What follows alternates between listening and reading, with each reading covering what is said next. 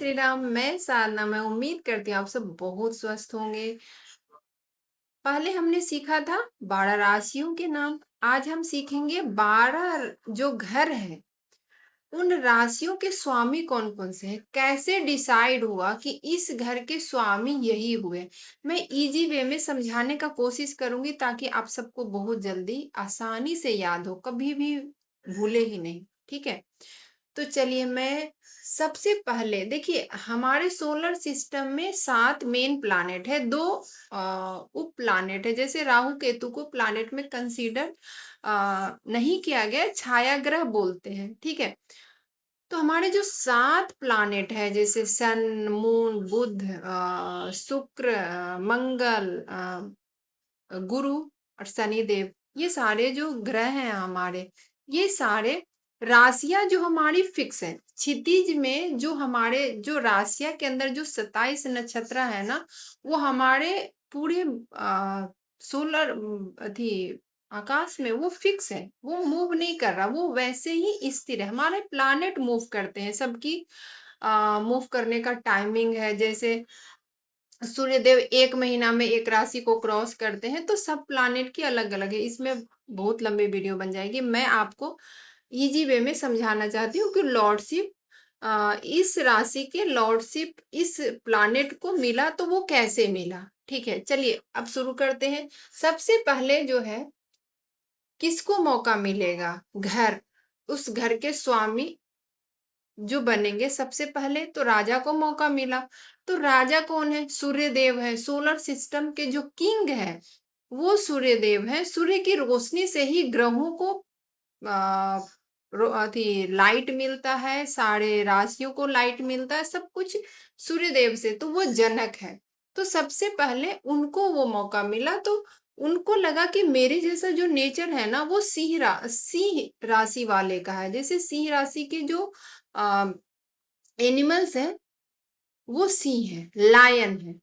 तो वो भी एक जंगल का राजा है, तो उनका कैरेक्टरिस्टिक उनके जैसा मिलता है। तो उन्होंने 5th हाउस को उन्होंने चूज किया इस घर के स्वामी बनना। बोला कि मैं तो 5th हाउस का ही स्वामी बनूंगा, और 5th हाउस के जो राशि है वो सिंह राशि है। ठीक है, ये डिसाइड हो गया। अब राजा को घर मिल गया। अब रानी की बात आती है। रानी ने बोले मैं तो अपने पति के बगल में ही घर चाहिए मुझे। तो उन्होंने क्या किया, 4th हाउस को अपना घर लिया। अब राजा रानी को तो एक ही घर से खुश हैं, उनको तो एक ही घर मिला। अब बच्चे आ गए, प्रिंस आ गए। प्रिंस कौन है? बुध देव है। अब बुध बोले कि मुझे भी घर दे दो, मुझे भी घर दे दो। तो सूर्यदेव बोले मेरे बगल में आ जाओ। तो उन्होंने अपने बगल में 6th हाउस को दिया। 5th हाउस के बगल में कौन सा है? 6 हाउस है। 6 हाउस के स्वामी कौन बन गए? बुधदेव। बुधदेव बच्चे हैं, उनको एक घर में मजा नहीं आया, बोले मुझे एक घर तो और चाहिए। तो चंद्रदेव बोलते हैं, माँ बोलती है कि मेरे बगल में आ जाओ। तो उन्होंने एक घर और दिया, अपने बगल वाले घर उनको दे दिया। अब देखिए, राजा को मिल गया, रानी को मिल गया, प्रिंस को मिल गया। अब किसकी बारी है? सुंदर कन्या। सुंदर सुंदर स्त्री किनको बोलते हैं? वीनस को। वीनस जो है, लक्ष्मी, लक्ष्मी जी को अवतरित किया गया है।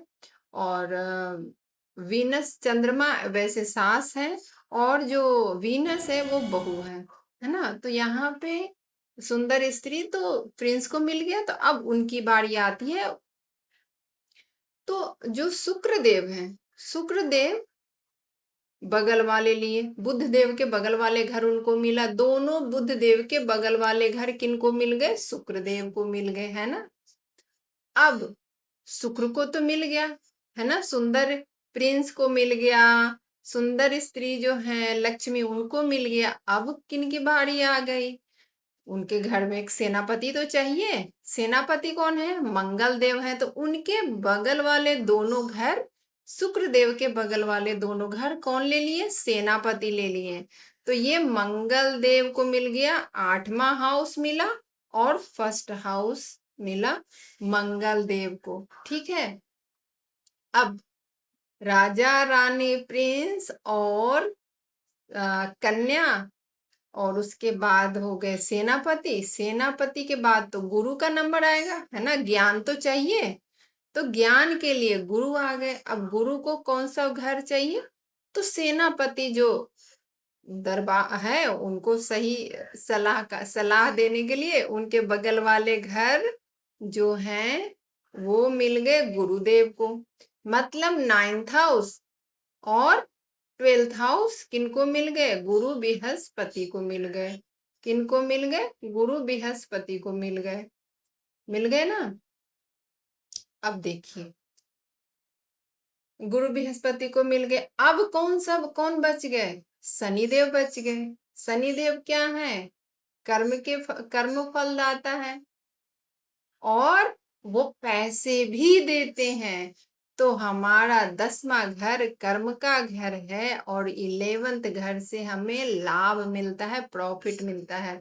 तो ये दोनों घर उनको मिला, उन्होंने 11th हाउस के स्वामी बने और 10th हाउस के स्वामी बने। अब देखिए सारे घरों के स्वामी बन गए। अब क्या बच गए, राहु केतु, उन्हें भी तो चाहिए।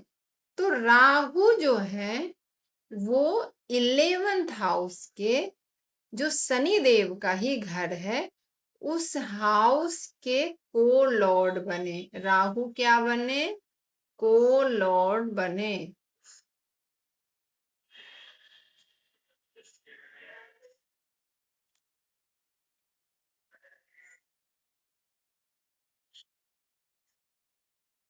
अब यहाँ पे नहीं लिखा है, राहु जो है वो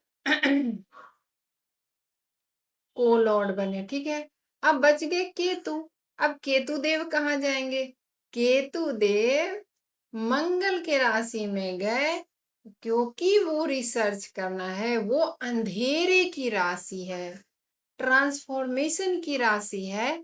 और 8वां केतु भी मिस्ट्री है। केतु क्या है, मिस्ट्री है, डिटैचमेंट है, वो पूरे परिवार से अलग करके आपको मोक्ष की तरफ लेके जाएंगे।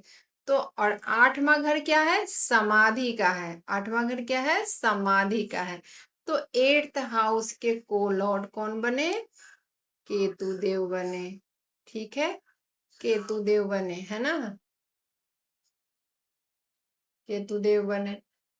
तो अब एक बार फिर से रिवीजन करती हूँ, कभी भी आपको 5th हाउस सन को मिला, 4th हाउस चंद्रदेव को मिला, उनके बगल वाले 3rd और 6th हाउस बुध देव को मिला, उनके बगल वाले जो घर हैं 2nd और 7th वो शुक्र को मिला, उनके बगल वाले दोनों हाउस जो हैं वो 1st हाउस और 8th हाउस मंगल देव को मिला, और मंगल देव के बगल वाले हाउस जो है उनको गुरुदेव को मिला, गुरु बृहस्पति को मिला 12th हाउस और 9th हाउस, और जो 10th हाउस और 11th हाउस जो है वो शनि देव को मिला, और 11th हाउस के को लॉर्ड राहु हैं और 8th हाउस के को लॉर्ड केतु हैं।